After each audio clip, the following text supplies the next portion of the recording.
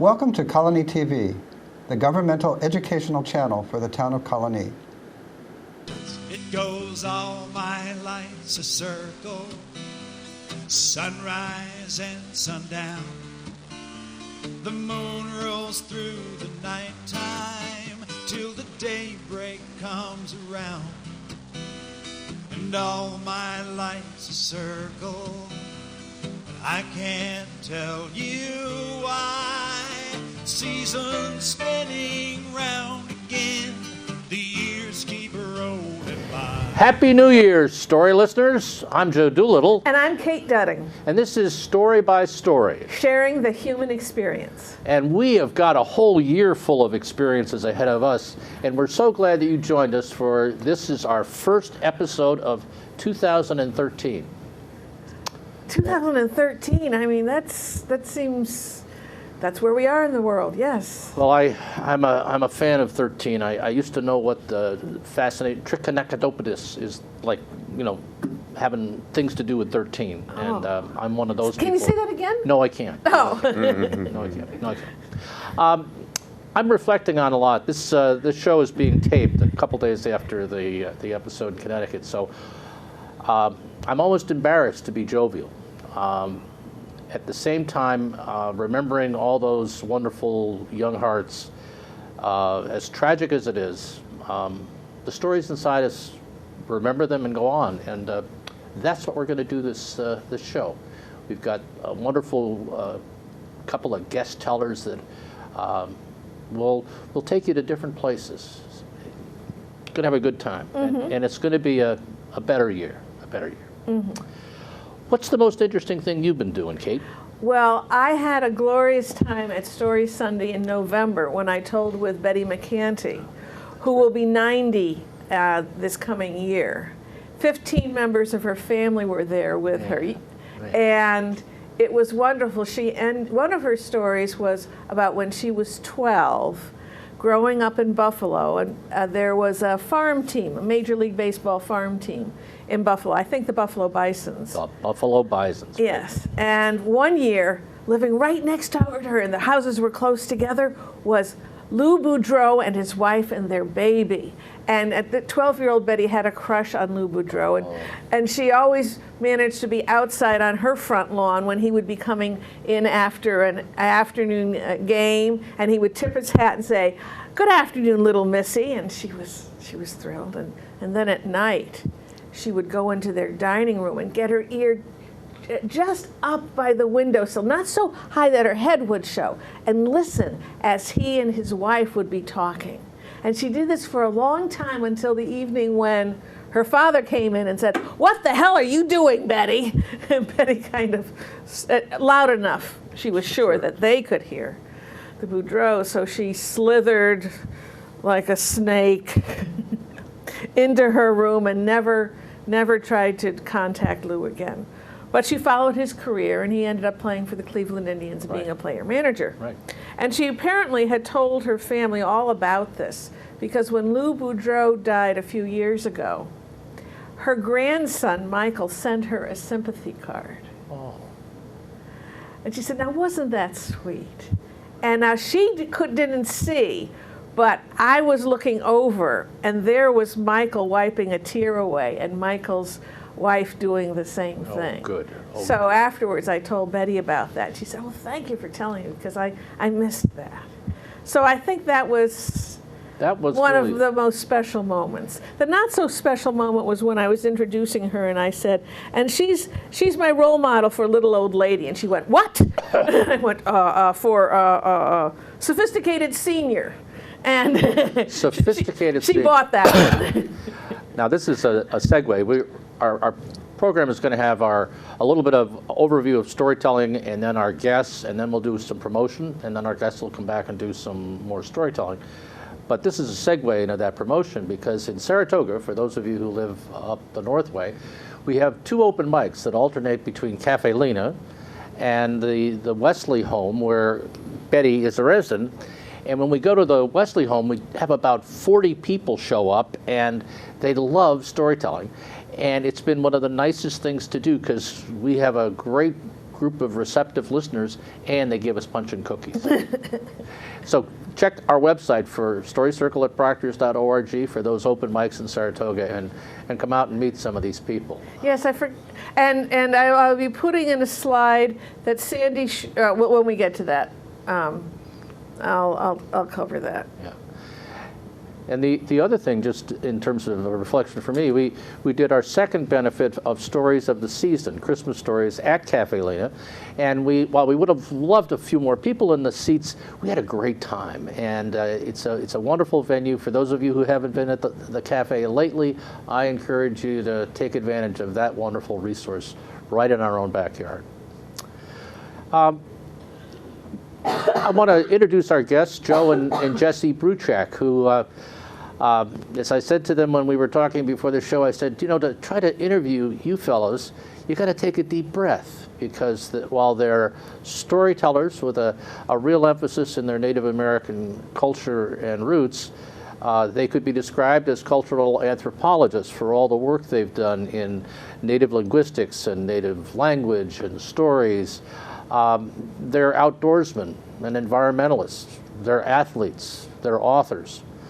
And they're awfully nice people, too. That's probably their best draw. Joe and Jesse Bruchak, father and son from Greenfield Center, right in our backyard again, are here with us today. And it's so good to have you guys back with us. Well, thank you very much. And you're going to be doing a Story Sunday in early January. We think that's great, too.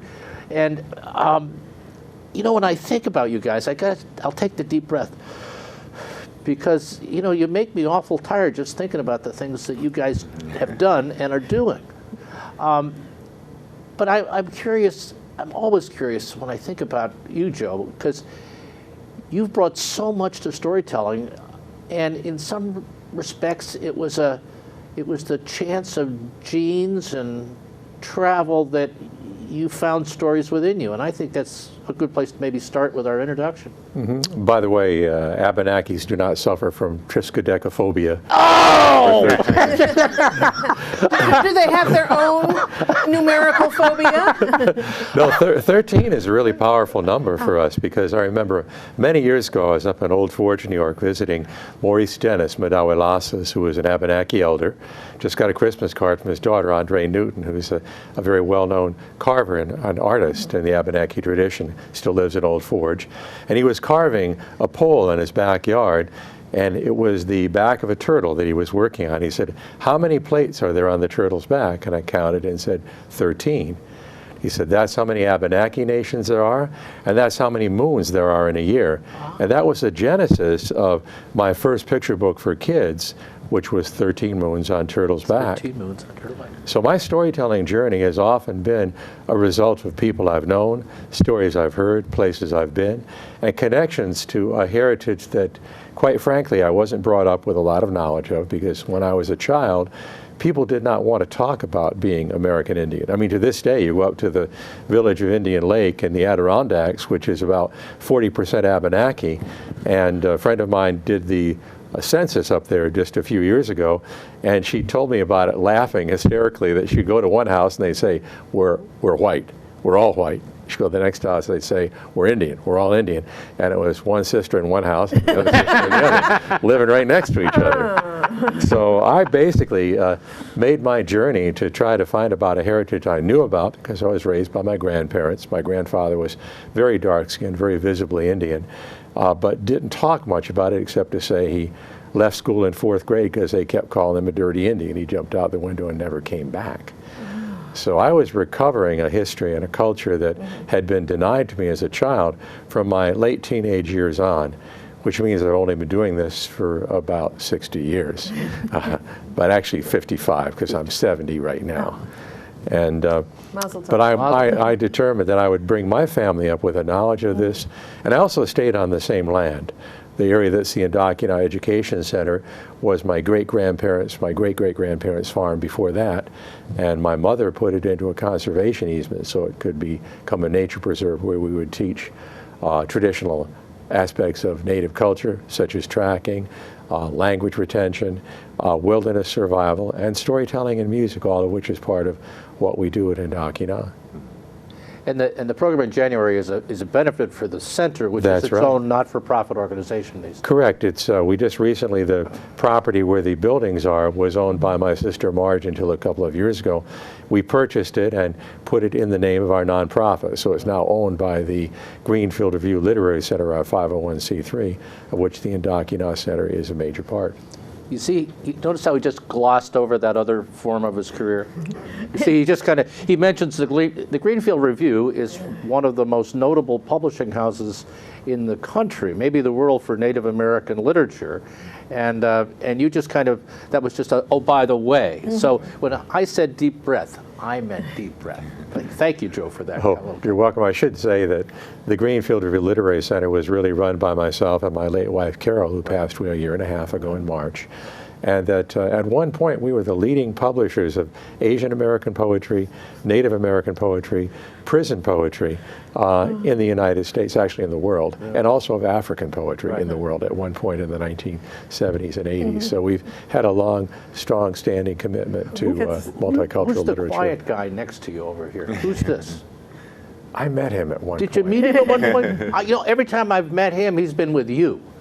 Jesse, your story is just as fascinating to me as your dad's, because while you've grown up with your Abenaki roots, you're an accomplished musician in your own right, author in your own right, athlete, and linguistic expert, which I think was a fascinating part of the Bruchac story. Mm-hmm. Tell us a little bit about how you got to be sitting here this afternoon in the chair next to your dad. He's been, as he said, he was not raised with the culture, and he's been raising my brother and I. I have one sibling, my older brother Jim, who's the director of the Indocuna Education Center, and really raised us with an awareness of our heritage and a connection to the land and the history and storytelling and music. I remember maybe first grade, him coming into Greenfield Elementary School, where my daughter is now a student, and singing an Abenaki song in front of the whole class in the gymnasium, and just being hearing the traditional songs since the time I was real young, visiting with Maurice Dennis, who my father mentioned, hearing him speak the Abenaki language when I was probably about that age. I think really inspired me and planted a lot of seeds that later have grown and continue to grow. And I've tried to nourish them as best I can. I've spent time traveling around throughout the Abenaki community, spent a lot of time in Maine and Vermont, New Hampshire, and up into Quebec, learning the language, learning the culture, learning even some different stories, bringing them back, and always finding out that he heard a version of them already, comparing notes. And many different areas that I have interest, which is exciting. It seems like you may think we're all doing the same thing, but we're all doing very different things between my aunt, my Nokum, my father's sister, Marge, is also involved in Native American culture, but in her own unique way. I think we've all found our own areas where we really have true interest and calling, and it has kept us all connected as a family in a special way, as well as a larger community with the larger Native American community, because I think a lot of the work, obviously my father's done, I hope the work that I'm doing helps to nourish that community as well as just our family. Well, it nourishes all our community. And I think that's really, we're very grateful to have you in our community, for sure. Although we've got this array of instruments, we've got a new book just out, which we'll come to the next time we do something, but we'd like to hear a story. Please. Or a song, or whatever you want to do. I would suggest we do an opening song. How's that sound, Jess? O'Ligan? Okay, go ahead. So we have 2 drums here. This is one that I made out of Mccanty, and in the Abenaki language, caribou is a word that was loaned from the Eastern Algonquin languages, which Abenaki is a member of, and Mccanty means the shoveler. So when we're saying caribou, and it's almost the holiday season, of course, or it is, we talk about the reindeer. They're a member of the caribou family, and that word caribou means the shoveler. The shoveler. Because to get the lichen under the snow, the reindeer or the caribou have to dig with their askanak, with their antlers, to move the snow aside. And so this was noticed by Native native people, and they were named the Shovelers. The shovelers. People Call me shovelers, but it's got a whole different connotation when they use it. Well, in this case, I actually made this drum. I went to one of many different language gatherings where we teach the language and we try and have different things to bring us together. And in this case, we came together around making drums. We talked in the language about drums and the vocabulary of drum making, and we all left with the drum. And mine is made of a magolnibu madagin, the skin of a caribou. And I would like to use it along with my dad's, who's got a nulka, I believe. Yes, it's actually a deerskin drum made by our friend who made our asaklons. By who's that would be? Bill Laurent. Bill Laurent, a wonderful Mohawk artist and storyteller who usually comes to our Saratoga Native American Festival. It's back every year, end of September.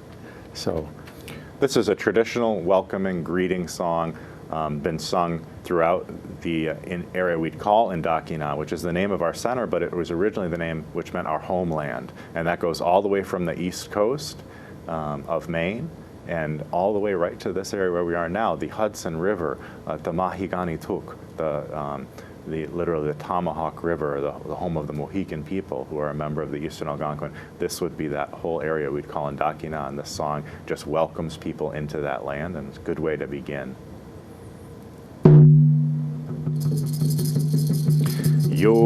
Yogano de yogano da, yogano de yogano da, gaiwani he hayuki yo he, gaiwani he hayuki yo he, gaiwani he hayuki yo he, gaiwani he hayuki yo he, hayu.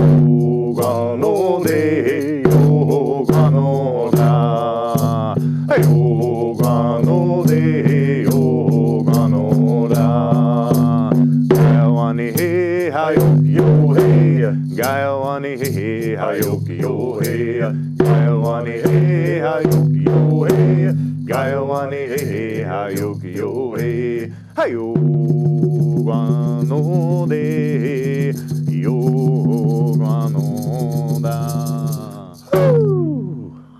Oh, thank you. A translation? The vocable really is what that's become now, which means it's not translatable. But it had some roots within the language long ago, and there are many songs that repeat that same vocable, guanude.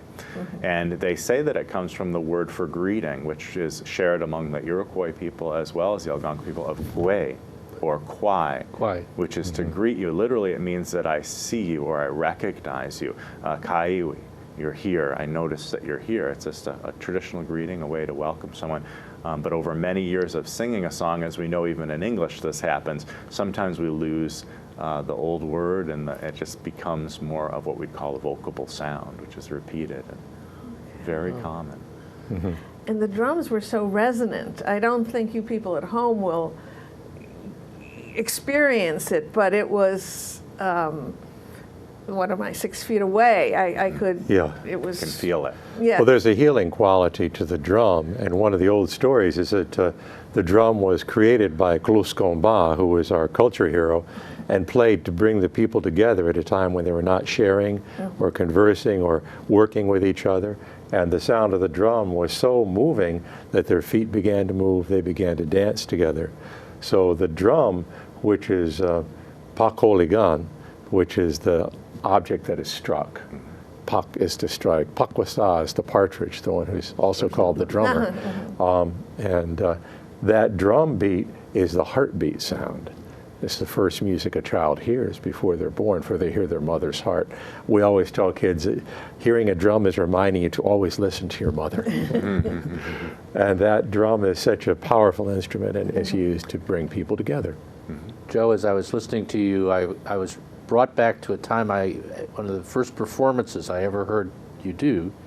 And Jesse, you may have been in college. It was a long time ago.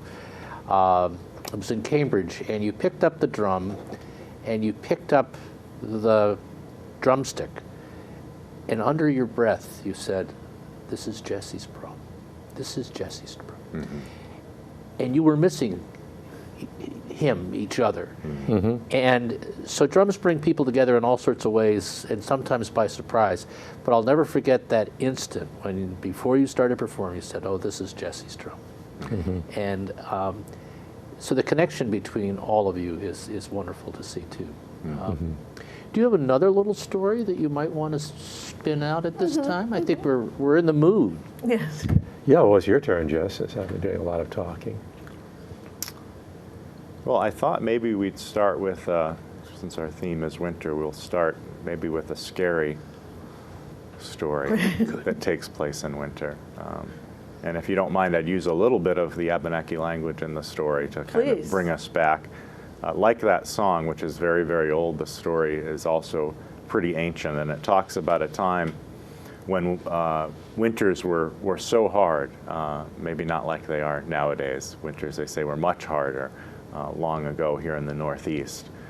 And so hard that sometimes people's spirits would be broken by the winter, by its cold winds and its length and its strength and the amount of work that would go into keeping a fire going and having enough food. And so people were sometimes transformed by winter into creatures, monsters. We'd call Tsinuak, sometimes Kiwak, basically forest wanderers who would then kind of succumb to the cold and wander through the forest looking for victims, which would be the warm souls of other living human beings. And they could take those souls from people and bring them into their chest. And inside the chest of the oldest Sinu, sometimes referred to as a Wendigo, if we head further west, which people are a little more familiar with the idea, also existed here in the Northeast as the Sinu. It would grow stronger, sometimes growing as large as a tree. It grew larger and larger. And they were very powerful too. They took on the power of all the spirits or souls that they took in them. And they say, as I begin the story, I'll do it as I said, al nombaiwi, or in the Indian way, noat non goniwi, alomiwi indakinak, pazago pahanem, losa oma alomiwi pakwamiak. Long ago, there was a woman living in our land, and she had gone ice fishing, kwani pok, during the winter. Agama abi nidali ta inkuwatsui upiton namas. She was hoping she might, catch some fish. Kanwa agama sanombam losa nadia litspiwi kadagik al nombak. Her husband had gone with the other men to hunt. Agama naguitsiwi. She was totally alone there as she fished. Agama kina alomiwi nabi. Ta inamihun kagwion sage nonguat. She looked into the water and she saw something strange. She saw a reflection of a face. Kanwa anda agama litagwaon, but it wasn't her face. Yo litagwaon quil biwi agama. This face was behind her, looking down over her. Agama u namito nisno wildial spiwi kazak. 2 hands with long nails reaching down towards her. She knew from that reflection in the water that that was not the face of a human being. It had been a human being long ago, but it had been changed into kiwak, or tsinu, to one of these horrible creatures, and it was hungry. She knew this because she could see even in the reflection that its lips had been gnawed away as it searched for food. And she didn't know what to do. For a moment, she just sat there looking at the reflection, frozen, afraid. She knew from stories she'd listened to many times that if she were to try and run, a tsinu could just howl. And if it were to howl and you heard its voice, you would be frozen in your tracks and it could come and take your soul. And she didn't want that to happen. She knew she couldn't fight the tsinu. No one had ever been able to hurt a tsinu. Spears would bounce off it, arrows would break. So she had an idea. Uli mikawi dahonzi. She had a new thought, a new way of thinking. Ibita agama ska ta quilbosa ta kina ni tsinu ta agama ida kwai mahom. She just stood up and turned around, held her arms open, and said, "Hello, grandfather." Well, that Sinu had been greeted in lots of ways. Had been greeted with screams and running and people throwing rocks and sticks and spears at it, but no one had ever called it grandfather. And the Sinu was Odami Dahon Zongan, confused. She reached out and said, "Grandfather, it's been so long since I've seen you. Where have you been? Come to my home. Come with me." And she reached out for the hand of that Sinu, something no one had ever done to that Sinu. And that Sinu was even more Odami Dahon Zongan, even more confused. It just reached its hand out, and that woman took one of its fingers and started to walk, gesturing for that Sinu to follow her. And that Sinu, so confused, just followed behind her as she walked back to her wigwam. Well, just as she got to her wigwam, her husband had returned from hunting and saw there his wife leading, holding the hand of a great big Sinu. He raised up his bow with an arrow pulled back, realizing all he'd do is bring that Sinu to him and probably give his life to save her, but he had to do whatever he could. Luckily, she turned and saw him there and called, "Husband, husband, do you not remember? Don't you recognize my grandfather? Come greet him. Ida quiet ziagama. Come say hello to him." And he thought, "Oh no, I didn't realize I'd married a woman with a Sinu for her grandfather." And knowing she was up to something, he realized he should listen to his wife. And so he lowered his bow and arrow and walked over and said, "Kwai ma home. Hello, grandfather." Again, he'd been greeted as a grandfather, something that had never happened. "Invite him into our home." She said, oh, of course. Pidiga, we guomek, enter our house, he said. And so he crawled into that home. It was far too hot. She said, "Oh, take the bark off the back of the lodge. Don't you see our grandfather? He's uncomfortable. To be good hosts." And so he did that. He took the birch bark off the back of the lodge behind that Sinu so the cool air could blow in. He brought that bark into the lodge and placed it between the Sinu and the fire that burned. Over the top of that fire there was a pot of stew, always cooking. They say that it was always important to have food cooking in case an unexpected guest would show up at your house. This was the tradition of the Abenaki long ago and still is in many, many households. She reached into that pot and filled a bowl with that soup, handed it around the bark. The other side, that Sinu just sat there very, very confused, being offered food, greeted as a grandfather, invited into a home. The Sinu didn't know what to do. It was so confused that for some reason it just reached out and took that hot bowl of soup and drank it. Well, when that hot soup went into its frozen body, it burned, and that Sinu screamed out a terrible howl. That woman and her husband saw from the other side of that bark shooting up through the smoke hole steam coming from the inside of that Sinu. And in the steam, they could see faces. She knew what was happening. She took that bowl from the Sinu and filled it again, handed it around the bark, and that Sinu drank and screamed again, "Tamina, Tamina," again and again, each time screaming.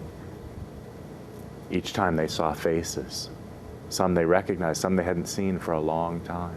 Those spirits being released from within that Sinu. Well, when she scooped the last drops of soup from that bowl over the fire, the sun was just rising in the east. She handed it around that bark, and a little old hand reached out. "I'm cold," they heard, and they looked on the other side, and there sitting was not a Sinu, but a little old man. Her husband took the bark and put it back on the lodge and warmed the lodge and gave a skin to that old man, who they lived with for the rest of his life as if he truly was their grandfather. And that's the end of that story. Oh. That was the most enchanting, scary story I have ever heard. And it was the scariest introduction, by the way. It was really, was it? I mean, Yes. What was, and the name of that story is? I don't know of a title of that story. We've told it many times in different ways. The woman in the Senu. Woman in the Senu. Woman in the Senu, yeah. And my other son Jim and I did a little book called When the Chenu, which is another way of saying it or spelling it. Yeah. When the Chenu howls, and we have a different version of that same story that we put in there that is Jim's telling of it. Oh, really? That's one of the things I think about the oral tradition that many people know, or if you don't know, is that stories from different traditions have kind of different rules of flexibility. And one thing within the Native American storytelling community, stories can be told in many different ways. There are many different versions that have been recorded, and there are many versions of stories that have never been recorded, and ways in which stories are being told by different storytellers, perhaps to stress different parts of the story they feel are important. Right, and it can be that a story may be collected as coming from a particular tribal nation, Right. but then you may find the same story told by other tribal nations, and sometimes very early versions are not the first versions. For example, Jesse's been working translating Kimzawea Wikigan by Peter Paul Wazokalain, which means he comes flying, who was an Abenaki person born in the Adirondacks who lived in Canada and then moved back to what was New York State. And he wrote a book in 1840 that I mentioned. How would you translate Kimzawea Wikigan into English? Kimzawea means to teach, and Wikigan means book. So it's like a book of Teaching book. teachings. A teaching book. And within that are lessons in Abenaki. It's all in the Abenaki language. It's never been translated into English. And there are several stories in there which we've recognized, published in 1840, that have been collected later from other tribal traditions, including one rather famous African-American story, which was not collected as an African-American story until well after 1840. So it's interesting to see how stories travel and are told in different contexts in different communities. Although often the heart of the story remains the same, it may be that the skin of the story is a little bit different. Yeah, I think Elizabeth Ellis told me that in Appalachia, Jack the Giant Killer, singing harp. They don't have a singing harp. What they have is what he steals is an axe that will never go dull. Because if you're living at the head of the holler and you're dirt poor, an axe that will never grow dull would be worth its weight in gold. And a singing harp would be kind of nice, but not intrinsic to their survival. So that gift was, or what was stolen was translated so that it would resonate within that community. Oh, there are Jack stories told in Maine, in the Abenaki language. Really? Which are over 200 or 300 years old. So the Jack tradition translated very nicely even into Abenaki tradition. So things could be absorbed and sort of transmuted. So That new book of mine, which is called Rabbit Snow Dance. why don't you hold that up, Joe? I was just going to get to. Oh, this Joe, not that Joe. Oh, Well, that Joe, it's nearer that Joe, so Well, that I- Joe is just fine. He can hold a book But it's up as your well book. as anyone. When it comes to book holding up, I always like to have Joe do it. He does it very well. He does it very well. And it's upside down, Joe. No, it's No. not. But that particular story of Rabbit Snow Dance is our take on a traditional story that I've found versions of stretching back to the late 1800s as a Seneca story, as a Mohawk story, but it also occurs within Algonquin traditions. So this particular tale is one that is as it's told by myself and my son Jim, because I told these stories to my kids as they grew up, and they turned into storytellers and are telling those same stories now. So every now and then Jim and I will get together and we'll say, well, let's pool our resources and see how we're telling this story down. And we'll put down a sort of collected version of our two visions of the story. For example, in Rabbit Snow Dance, the story is that long ago Rabbit wanted it to snow. There was no snow, so Rabbit knew a dance that he could sing, a dance he could play, and songs that would be appropriate. He made the snow fall, but he kept making it fall because he didn't have enough. Until finally everything was buried under the snow, and Rabbit, looking around for a place to rest, saw only the top of a tree.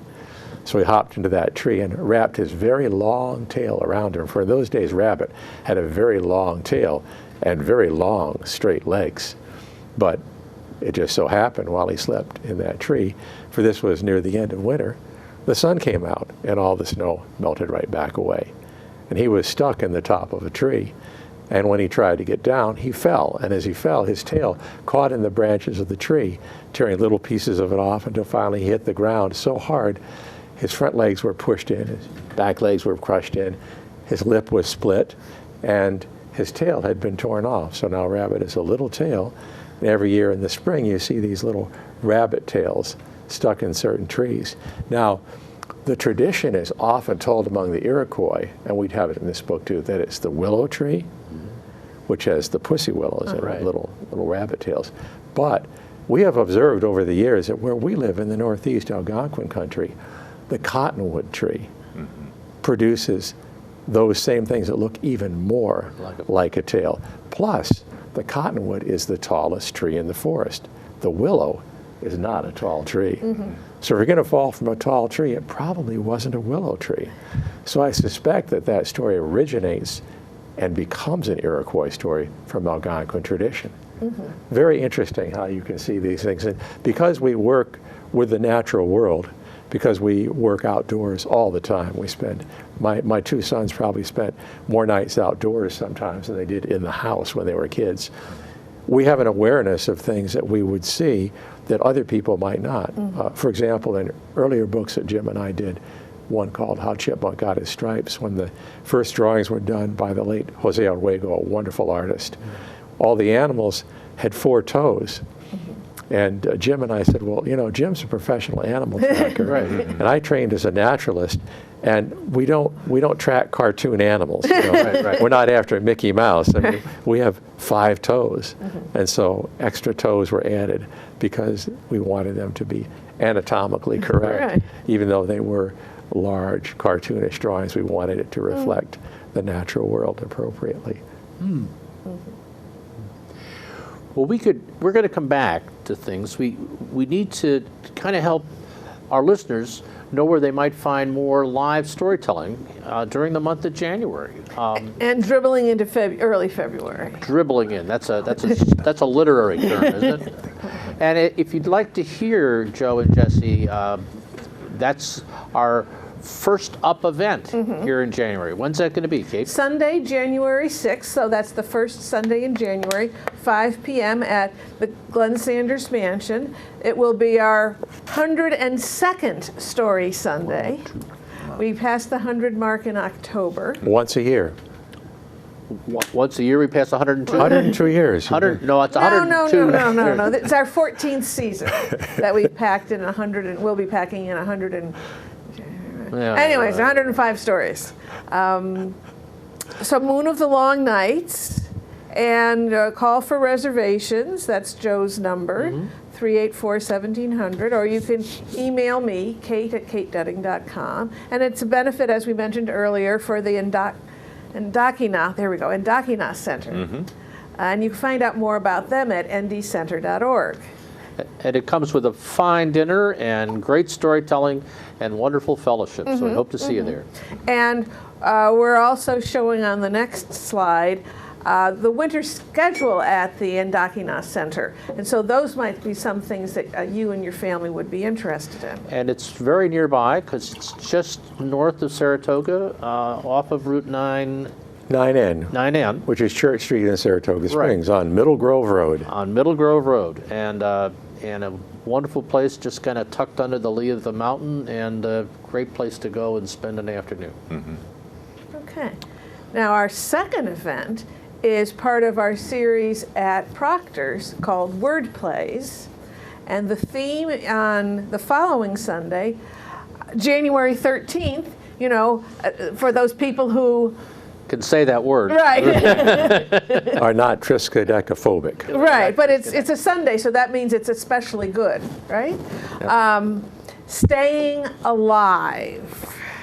And for those of you who are familiar or not familiar with the Proctors Green Market, the Schenectady Green Market goes from 10 till 2 in Proctors in the new Key Hall as well.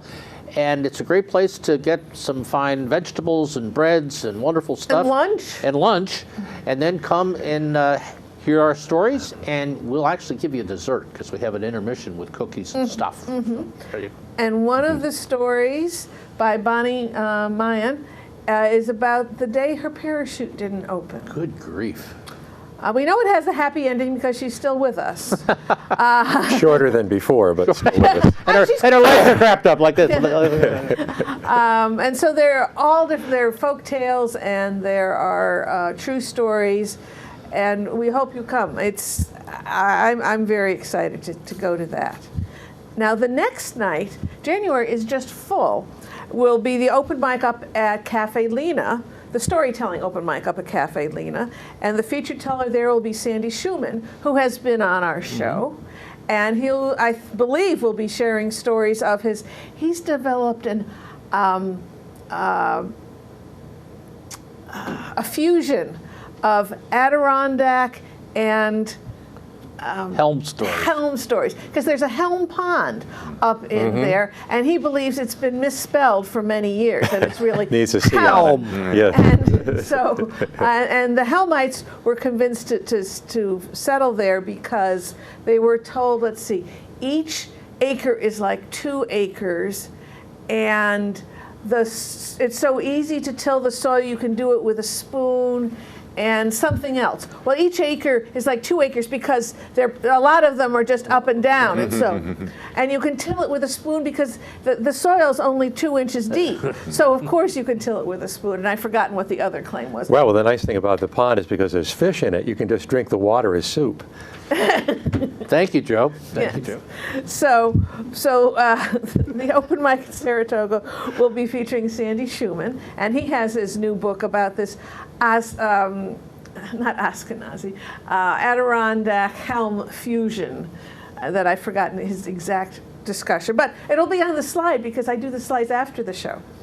Okay, then we get to the end of the month where, now that's a familiar person. That is a familiar phrase. That's Three Spirits are back for a program on wonder and awe and coincidence. And coincidence. And Harlan Ratmeyer, Ken Bushman, and I get together about once a year at the mansion, and we have a good time. And we always have a good organization that we're working with, and this time it's the Roots and Wisdom program in Schenectady, which teaches city kids how to garden and grow their own food. And in order to do that, we need to renovate the Central Park greenhouses, which are the source of a lot of goodness in Schenectady, but are falling on hard times with public funding. So that's our theme. That's also part of the Cornell Agriculture Extension Program. Correct. It's part of the sponsorship of that. So we hope to have a really fun time and to raise a little money and to share some wonderful stories. Now, usually we have a February program at the mansion, and it's about love stories, but there was no room at the inn for us in February. So are we well, telling there was, but it was only on Super Bowl Sunday, which we found is not a big drawing. Not kind conducive of, to. So are we going to tell in a manger somewhere, or where are we going? No. Oh, I'm sorry, I'm jumping ahead. I forgot that there's a free show on February 1st at 7 p.m. at Rob Alley and Proctors on Scottish Stories with Margaret French. And that precedes the Pipes and Drums Black Watch 3rd Battalion. So that's one of our ways of introducing Story Circle to the people at Proctors by doing a pre-show themed to what's going on the main stage. So we hope you'll come to that, even if you're not going to hear the Pipes and Drums. It'll be worth your time to get there.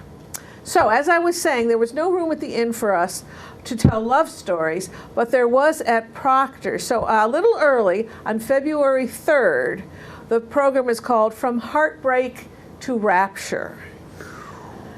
From Heartbreak to Rapture. What Yes. a great title for storytelling. Yeah.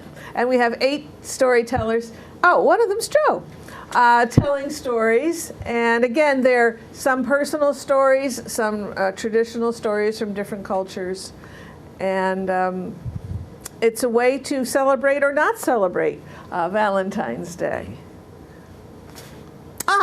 And then we're into February, and you can hear about the rest of the February events at our next show, or you can look on our website, storycircle@proctors.org, where you can also find links to the stories told on this show. Right. And they're your stories that you told 18 months ago or so have been some of our most popular ones. So go to storycircle@proctors.org and click on YouTube.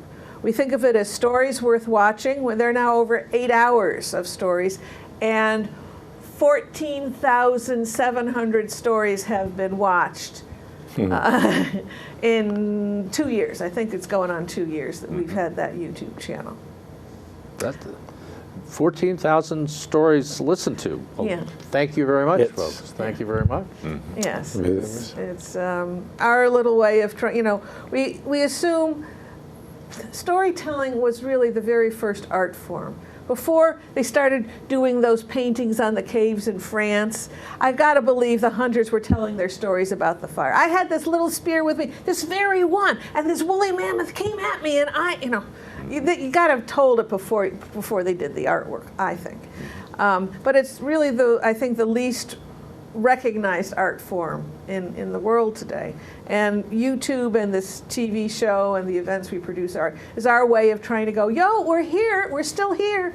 It's really a good art form. It's personal. It's the antithesis of the internet, though we are using the internet for our own purposes. I think There we that's go. very wise. Anyways, Well, actually, and to get back to our guests who are Abenaki, correct me if I'm wrong, but I recall that there's a story in the Abenaki culture about I believe they were called the Storm Fools, who were the tellers who would travel from wigwam to wigwam during the winter months, carrying the stories so that they would be rekindled, and that tradition of the winter being a time of sitting and listening to stories was one that was definitely part of the tradition.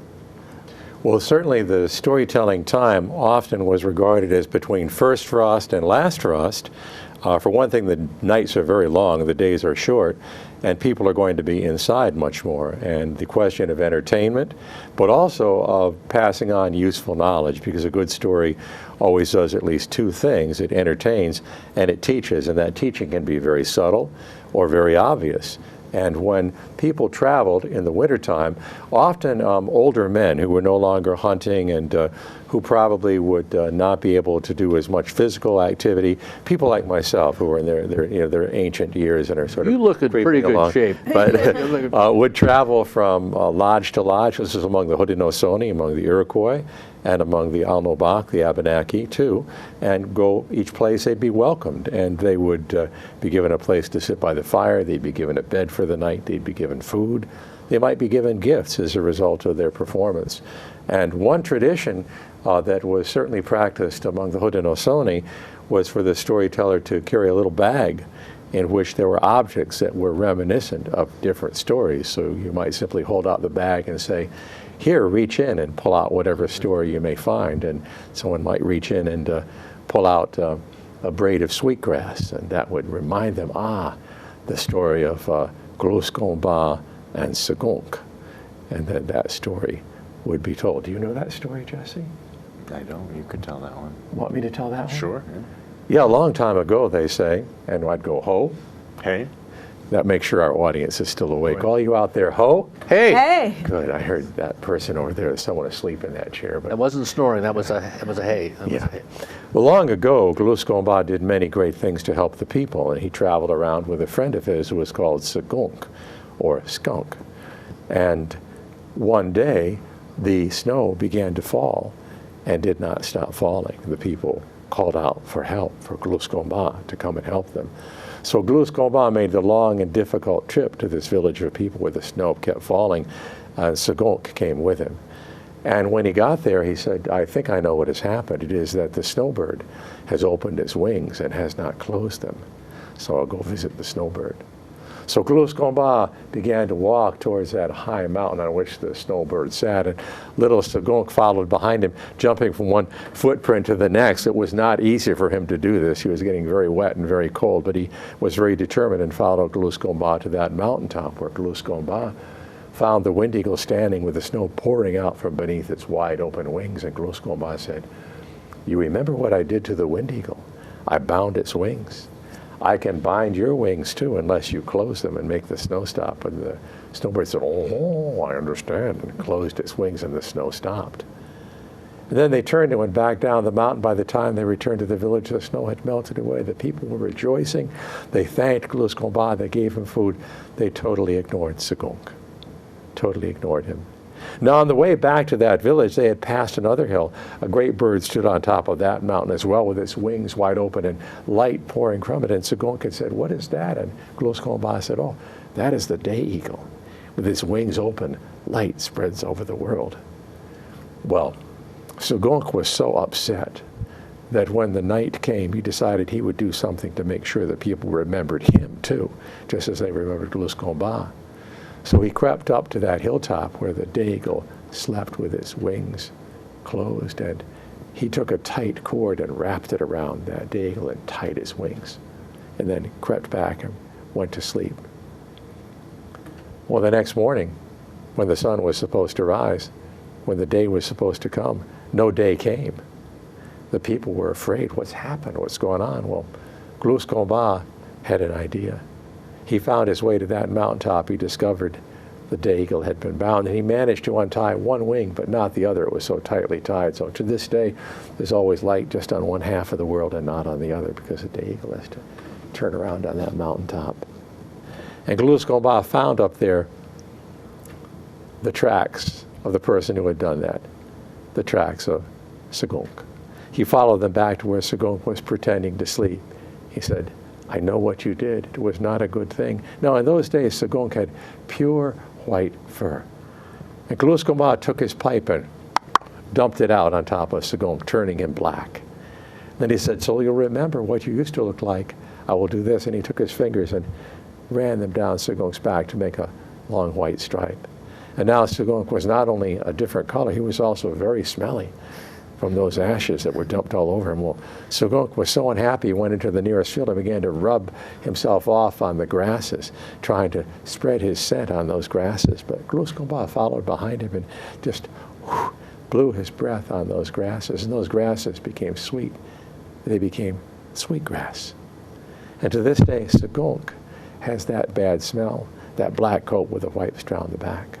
And to this day, the sweetgrass grows, its scent as sweet as the breath of Gluskomba.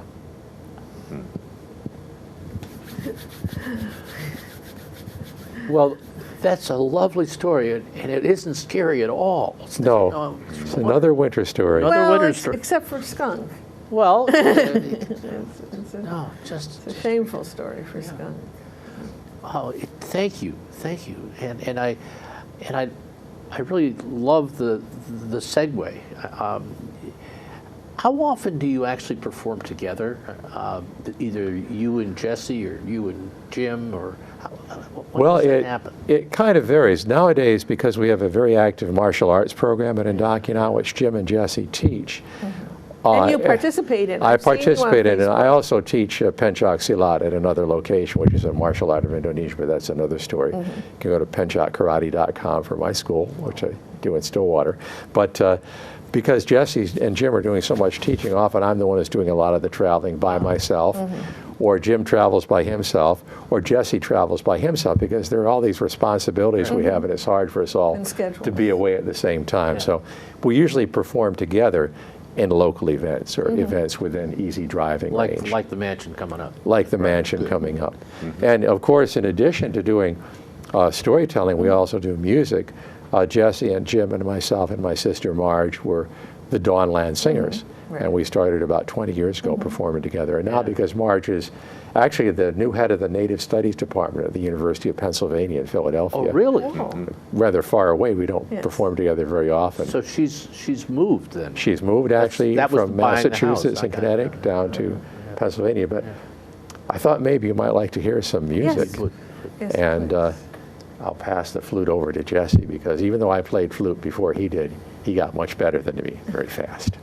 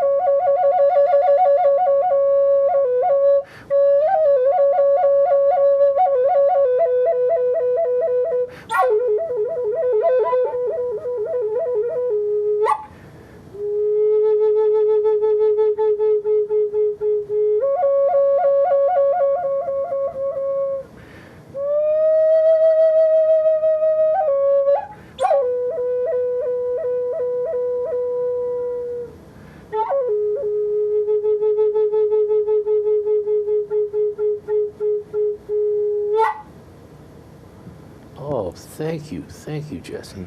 And the name of that, or the... That was just something that I made up just for today. It's improvised, and usually the flute is used that way. They call parlando style, which is to just play from the heart. They say to breathe in inspiration and to breathe it out in song. And To breathe in inspiration and to breathe it out in song. It's a poet in kind of itself. the way to play the Native American flute, although there are lots of ways to play an instrument, and I do often do melodies. I have some CDs that I've done where I play melodies, some modern melodies even, as well as some that I've just made up.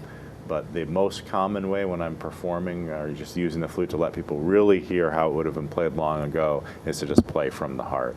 And just Is it let the flute. cedar? Is it made out of This cedar? is red cedar. Red cedar. Yeah, this is made out of red cedar, which is the most common, although many different types of wood can be used. Red cedar is the most common for Native American flute. Now we only have, it seems incredible to believe, 2 minutes left. It would seem as if we should have at least another 30 minutes, but we don't. Well, wow. You know, you're also poets, and I thought maybe we would have a benediction if we could have a poem from either Joe or Jesse that kind of fit the winter spirit, the nature of the presence of a holy power being with us here. Yeah, there's actually a poem that I wrote many years ago, which has had various titles. One is just Meetings. It's a short poem. It goes like this. Strange how the face of a woman in whom you might have seen no beauty short years ago becomes transformed because her eyes or the curve of her throat remind you of someone. Perhaps this is the way to grow old, more in love with this world for each person we've known. Well, let that be the final word, and may the presence of the Spirit be with us all through the year, in the spirit of story. Yes, thank you for joining us in Story by Story, sharing the human experience. And thank you, Joe and Jesse Bruchac. You're welcome.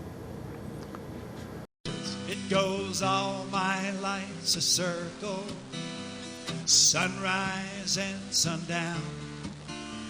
The moon rolls through the nighttime till the daybreak comes around. And all my life's a circle, but I can't tell you why. Seasons spinning round.